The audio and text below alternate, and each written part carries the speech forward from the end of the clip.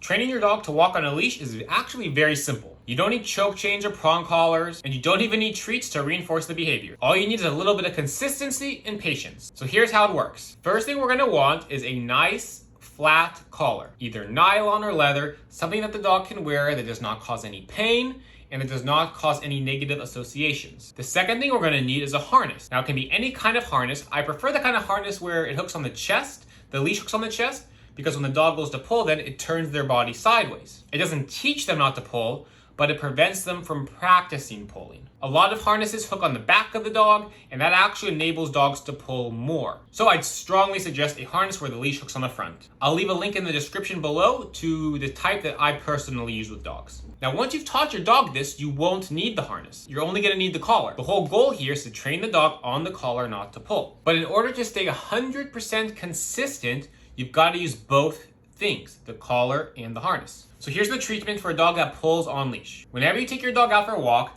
leash goes on the collar and we start walking. And every single time that the dog starts to pull, you're not gonna get mad, you're not gonna get angry, we're not gonna jerk on the leash. All you're gonna do is you're gonna stop walking. You're just gonna stand there and you're gonna wait. And maybe at the start you've gotta wait 5 minutes, maybe 6, maybe 10 minutes. But eventually the dog is gonna take a step backwards and the pressure on the collar is going to loosen. And the second that happens, you start walking forward. And you can use some verbal praise as well. Good boy, good boy, good boy. And you start going forward. The dog starts to pull again, and the pressure on the collar is tight.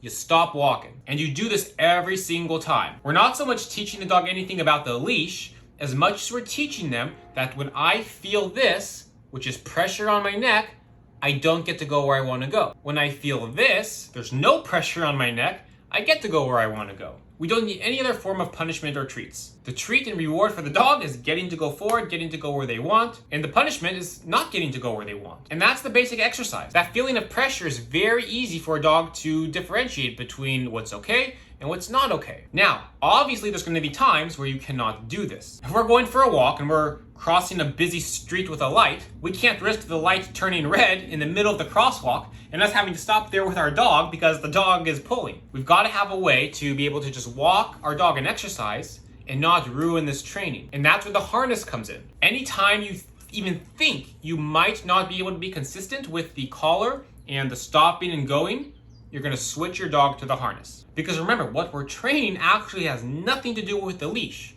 What we're training is the feeling of pressure on the dog's collar and neck. Of when I feel pressure, I stop where I'm going, and when I don't feel pressure, I get to go where I want to go. So when the dog is on the harness, if they pull, it doesn't ruin any of your work and training from before because the pressure is completely different. Pressure is either on the chest or the back, it's nowhere near the neck. So if I'm taking my dog for a walk and we get to a busy intersection, I would take him off the collar, I put him on the harness, and we cross the street. If the dog happens to pull or do something on the way where we're not able to stop, no big deal, because the dog's on the harness. None of our training is gonna get ruined. And then we get to the other side of the street, we swap him back to the collar, and we go on our way. The dog starts pulling, then we can go back to doing these exercises. The most important thing is consistency. One time that you go forward when your dog is pulling, you've just ruined about 100 good stops. Nothing is more important here than consistency.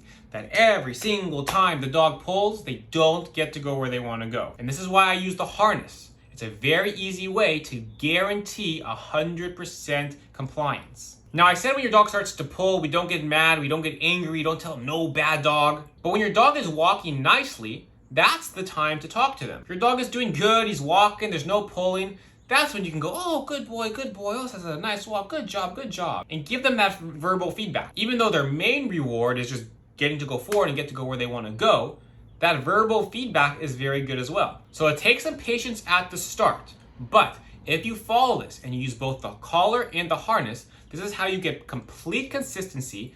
Dogs pick this up quite fast. Thanks for watching. If this video was helpful, be sure to leave a like and subscribe to the channel. And if you need a little extra help, check out my website, brightdog.com.